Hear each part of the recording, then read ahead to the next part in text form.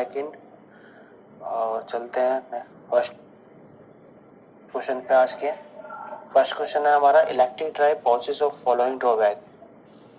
इसके ऑप्शन है require fuel requirement, not adaptable to various environment, not applicable to various rating and require a continuous power supply. इसमें कह रहा है कि इलेक्ट्रिक ड्राइव जो होता है उसका फॉलोइंग में से कौन सा ड्रॉबैक होता है, कौन सी कमी होती है। तो गाइस उसकी है ना जो कमी होती है सबसे ज़्यादा, तो हमारा इसमें ऑप्शन डी होगा, require a continuous power supply. अगर उसको कंटिन्यूस पावर सप्लाई देंगे तभी हमारा इलेक्ट्रिक ड्राइव काम करेगा, वरना हमारा इलेक्ट्रिक ड्राइव काम नहीं करेगा। नेक्स्ट क्वेश्चन पे चलते हैं। सेकंड क्वेश्चन है हमारा, the motor preferred for boom host in case of travelling crane is. तो भाई जब आपने देखा होगा क्रेन में बूम लगे रहे होते हैं, डिफरेंट डिफरेंट टाइप के बूम होते हैं, तो उसमें जो मोटर लगी होती है वो कौन सी मोटर लगी हुई होती है। तो AC slip-ring motor, squirrel cage induction motor and synchronous motor, या Ward Leonard control DC shunt motor. तो इनमें से कौन सी मोटर होगी। तो इसमें होगी हमारी एसी स्लिप रिंग मोटर। जैसे कि आपको पता ही है कि जब हमारा क्रेन होती है, क्रेन का यूज हम क्यों करते हैं, क्रेन का यूज हम किसी भी भारी मटेरियल को उठाने के लिए करते हैं।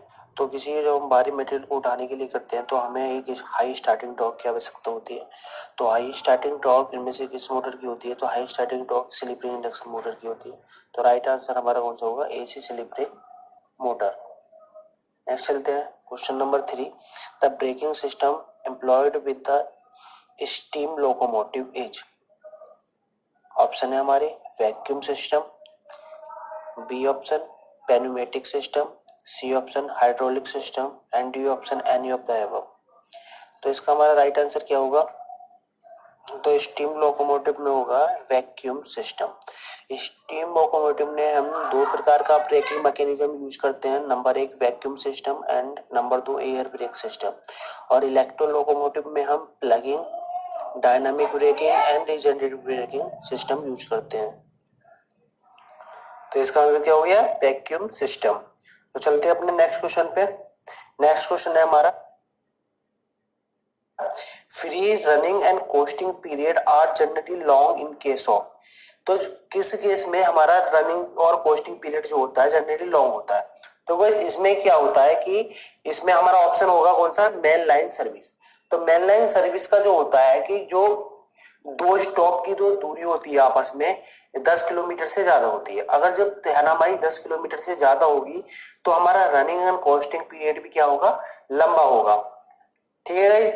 और जो अर्बन सर्विस होता है तो उसमें क्या होता है कि हमारा अर्बन सर्विस, इसमें जो स्टॉप होता है, तो अर्बन सर्विस में जो स्टॉप होता है हमारा 1 किलोमीटर से कम होता है, जिससे इसमें जो होता है कि मतलब कि costing period and running period जो होता है बिल्कुल ना के बराबर होता है, होता ही नहीं है। जब बताओ 1 किलोमीटर से कम की डिस्टेंस होगी दो स्टेप के बीच में, तो हमारा रनिंग एंड कोस्टिंग पीरियड होगा ही नहीं। तो ग्राफ इसका इस टाइप का होता है, कुछ इस टाइप का होता है।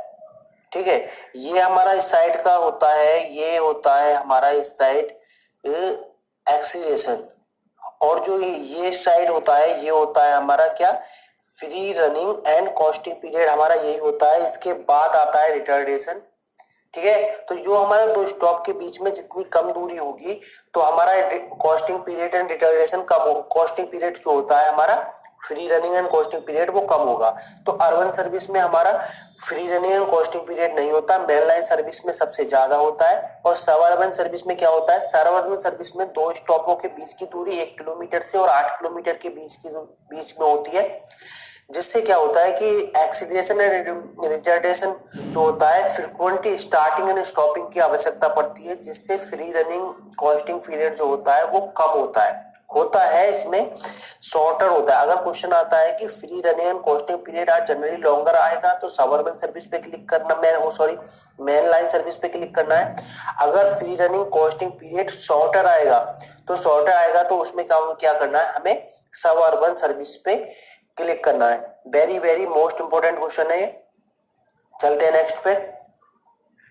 नेक्स्ट है हमारा, which type of electric drive is used in A travelling crane. Travelling crane में हम कौन सी ड्राइव हम यूज करते हैं। उससे पहले हमने देखा था कि इससे पहले जो क्वेश्चन मैंने कराया था उसमें था कि हम किस टाइप की मोटर को यूज करते हैं, बट इसमें क्या है, हमें किस टाइप की ट्रेवलिंग क्रेन का यूज करते हैं।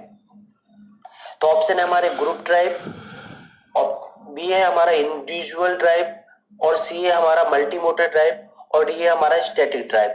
तो इसमें ऑप्शन हमारा क्या होगा, मल्टी मोटर ड्राइव। अब मल्टी मोटर ड्राइव क्यों होगा समझते हैं थोड़ा सा।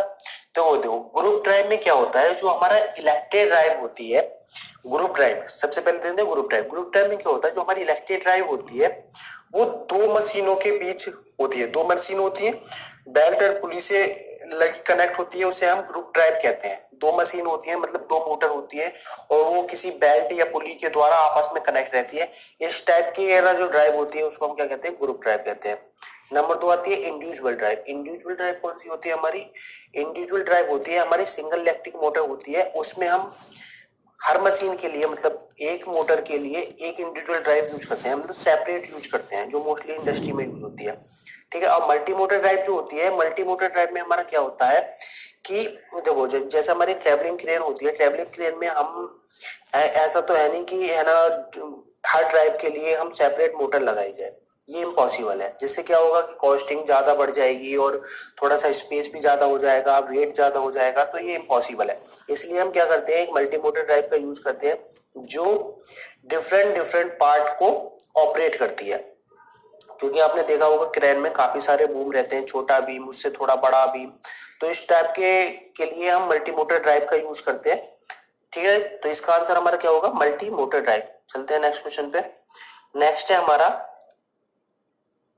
Plugging of DC motor. देखो गाइस, प्लगिंग क्या होता है, मोस्टली सब इलेक्ट्रिकल स्टूडेंट मोस्टली सब जानते होंगे वैसे तो पर हम देखते हैं कि प्लगिंग क्या होता है। तो प्लगिंग, इसमें ऑप्शन क्या है, connect armature reverse wise and connection to field are reverse.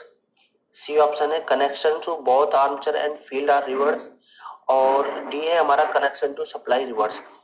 तो गाइस प्लगिंग होता है, प्लगिंग इसका ऑप्शन होगा हमारा connect to armature are reverse.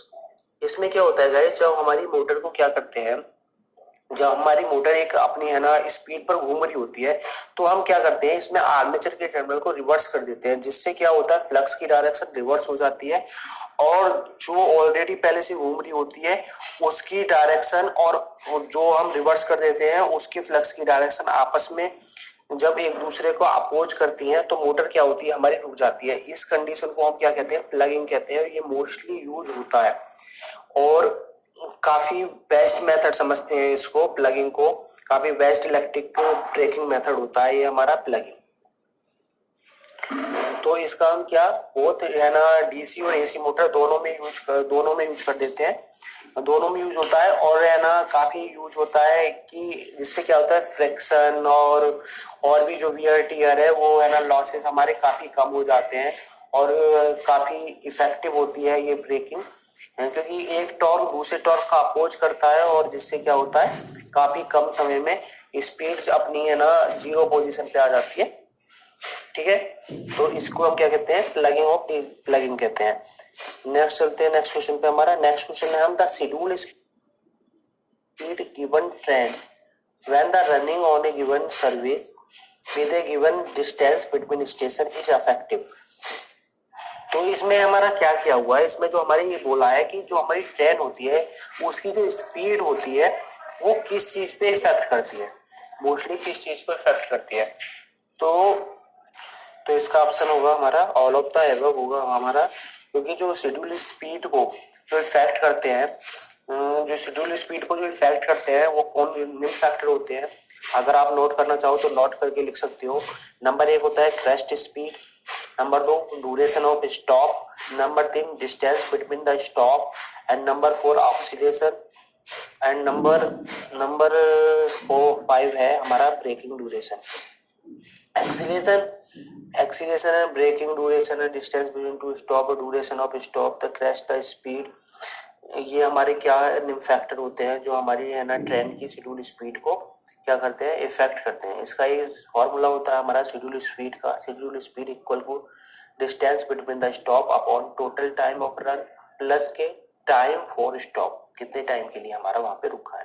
तो ऑप्शन होगा इसका हमारा ऑल ऑफ द एबव। चलते हैं नेक्स्ट क्वेश्चन पे। नेक्स्ट क्वेश्चन है हमारा for a given value of an average speed decrease in duration of stop. तो इसका ऑप्शन होगा हमारा कि एवरेज स्पीड जो होती है, इसमें पूछा गया है कि जो हमारा स्टॉप होता है, ड्यूरेशन ऑफ स्टॉप होता है, तो उसके लिए हमारा एवरेज स्पीड जो होती है डिक्रीज होती है, तो ड्यूरेशन ऑफ स्टॉप जो होता है वो हमारा इंक्रीज होना चाहिए या डिक्रीज होना चाहिए। ऑप्शन है हमारा decrease in schedule speed, increase in schedule speed and increase in crest speed and decrease in crest speed. तो गाइस अब इसमें देखोगे एवरेज स्पीड जो होती है हमारी क्या हो रही है, डिक्रीज हो रही है। तो अगर हमारी एवरेज स्पीड डिक्रीज हो रही है तो क्या होगा, इंक्रीज इन शेड्यूल स्पीड। इसका ऑप्शन नंबर क्या होगा, B, increase in schedule speed. तो क्यों होगा इसका गाइस, तो ये इसलिए होगा जैसे कि एवरेज स्पीड का फॉर्मूला होता है distance between stop upon actual time of run. अब जब हमारा एवरेज स्पीड का हमारा जो फॉर्मूला हो गया कि दो स्टॉपों के बीच में कितनी डिस्टेंस हुई और कितना टाइम, अगर हमारा शेड्यूल स्पीड, अगर हमारे एवरेज स्पीड अगर हमारी क्या हो रहा है, घट रही है, तो इसका मतलब क्या हो रहा है कि हमारा क्या होगा, टाइम हमारा क्या लग रहा है, ज्यादा लग रहा है। अगर हमारा टाइम ज्यादा लग रहा है तो टाइम हमारा ज्यादा कहाँ लगेगा, तो टाइम हमारा ज्यादा कब लगेगा, टाइम हमारा ज्यादा जब लगेगा जब हमारे जो दो स्टॉप पे जहाँ पे ट्रेन रुकेगी वहां पर ज्यादा देर के लिए रुकेगी, ठीक है ना, तो ज्यादा देर के लिए रुकेगी। तो इसका ऑप्शन क्या हो जाएगा, तो ड्यूरेशन ऑफ स्टॉप क्या हो जाएगा, इंक्रीज इन शेड्यूल स्पीड। तो 20 का हमारा राइट आंसर। और शेड्यूल स्पीड के बारे में मैंने आपको बता ही दिया। चलते हैं नेक्स्ट क्वेश्चन पे। नेक्स्ट क्वेश्चन है हमारा the coefficient of the addition improve due to presence of. तो देखो बता दूं मैं आपको, कोएफिशिएंट ऑफ एडिशन जो होता है हमारा इम्प्रूव होता है। इम्प्रूव होता है कब होता है, जब हमारा ड्राई सैंड ऑन रेल्स होता है, ठीक है, रस्ट ऑन द रेल्स होता है और डस्ट ऑन द रेल्स होता है। और हमारा जो होता है डिक्रीज क्या होता है, डिक्रीज किसके प्रेजेंस में होता है, जो हम ड्यू ऑन रेल्स कर देते हैं या ऑयल एंड ग्रेसिंग कर देते हैं हम रेल्स पर, तो उसकी केस में क्या होता है, हमारा एडिशन ऑफ इम्प्रूव होता है, कोएफिशिएंट ऑफ एडिशन क्या होता है, हमारा डिक्रीज हो जाता है। तो इसमें पूछा है कि हमारा इम्प्रूव कब हो रहा है, तो dry sand of rails, rust on the rails सही है, डस्ट ऑन द रेल्स सही है, तो ऑप्शन हमारा क्या हो जाएगा, all of the above.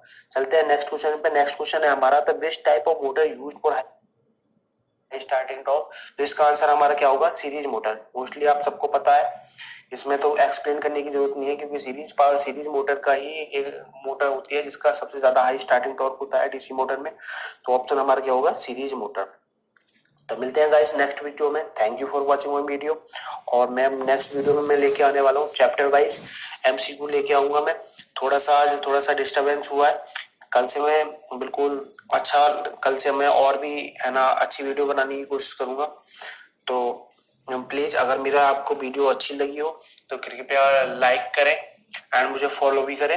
Video को लाइक करें, फॉलो करें एंड कमेंट करें। अगर कोई भी सजेशन हो, अगर बाय चांस मिस्टेक हो जाती है किसी क्वेश्चन में, तो मेरे को कमेंट में रिप्लाई करें।